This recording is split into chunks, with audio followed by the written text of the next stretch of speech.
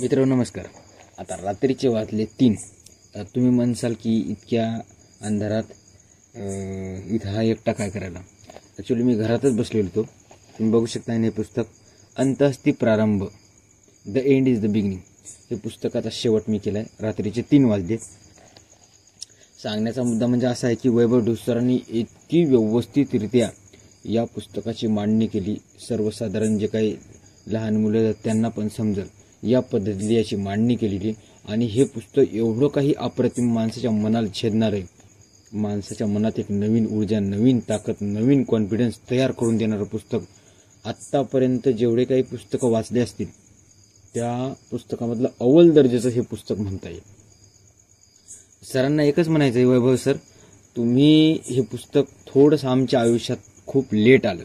जर आम्ही ज्यावेळेस शाळेत होतो त्या टायमात जर हे पुस्तक आमच्या हातात पडलं असतं. ॲक्च्युली विषय सांगायचा म्हणजे असा आहे की जसं आम्हाला त्या टायमात मार्गदर्शन एखादा करणारा व्यक्ती पाहिजे होता, आमच्या मनात एक कॉन्फिडन्स तयार करणारा व्यक्ती पाहिजे होता, तसा व्यक्ती आमच्या आयुष्यात आलाच नाही. आणि कदाचित आला असेल तर ते आम्हाला कळलंच नाही, किंवा मग त्या माणसानं पण आमच्यात एक कॉन्फिडन्स तयार करायचा अशी गोष्ट ही केलेलीच नसेल.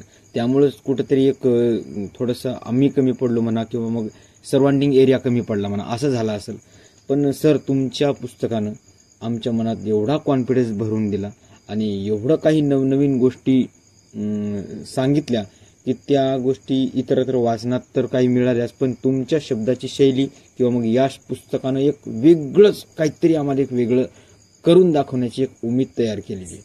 आणि थँक्यू सो मच सर की या पुस्तकाच्या माध्यमातून तुमचे 2 शब्द आमच्या वाचनात आले. लवकरात लवकर पार्ट 2 पण मी वाचायचा प्रयत्न करेन. आणि खूप खूप धन्यवाद सर की तुम्ही नवीन जी काही पिढी आहे त्या पिढीसाठी हे पुस्तकाची निर्मिती केली आणि त्यांचा कॉन्फिडन्स जागा करण्याचा एक प्रयत्न या पुस्तकामार्फत तुम्ही केलाय. खूप खूप धन्यवाद मित्र. खूप एकदम व्यवस्थित पुस्तक हे वाचण्यासाठी. माणसाच्या आयुष्यामध्ये खूप काही महत्त्वाचा किस्सा या पुस्तकात लिहिलेला आहे. सर्व काही सरांची बोलण्याची पद्धत, सांगण्याची पद्धत, याच्यामधल्या काही अशा गोष्टी येतात की दृष्टांत देण्यासाठी छत्रपती शिवाजी महाराजाच्या काळामधल्या काही गोष्टी त्यांनी दृष्टांतासाठी वापरल्या, रामायणामधल्या वापरल्या आणि महाभारतामधल्या वापरल्या, काही भगवद्गीतेमधले सार वापरले. खूप एन्जॉय केलं या पुस्तकाचा आणि खूप खूप तनामनाधनात रुजून गेलं पुस्तक.